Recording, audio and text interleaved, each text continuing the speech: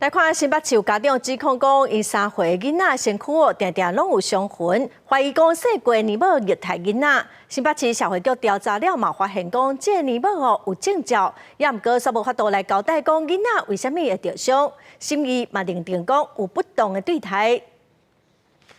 查甫囡仔海秋千笑甲真欢喜，家长陪伊佚佗，心内是真幸福。毋过囡仔老爸控诉，甲3岁的囡囡课后领土居家年母，如今身上是出现大细孔，头顶阁有目睭边仔明显有伤痕，面的这边阁有无规则的伤势。囡囡的老爸讲，去年8月经过朋友的介绍，交予年母照顾，囡仔就陆续出现乌青，阁有指痕。今年2月底，阁有大面积的伤势，这个是予爱的小手甲伊拍，指控年母是咧虐待。对话记录里面就是一直推来推去，推给其他的小朋友，或者是说他自己抓伤自己。事发到现在，完全没有道歉。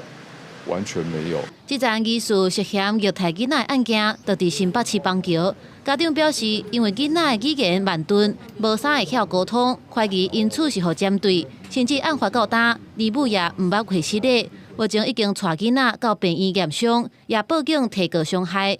你的电话已转接到语音信箱，你尝试联络的对象目前无法接听。实际打电话予年母，伊是无接手机啊，伫交稿进前无得到回应。新北的社会局也介入，发现涉案的4岁年母是有合家登记证，毋过对囡仔的损伤无法度合理的陈述。经过审议会调查了后，认定有不当的对待。我们也召开了审议会来调查这个案子。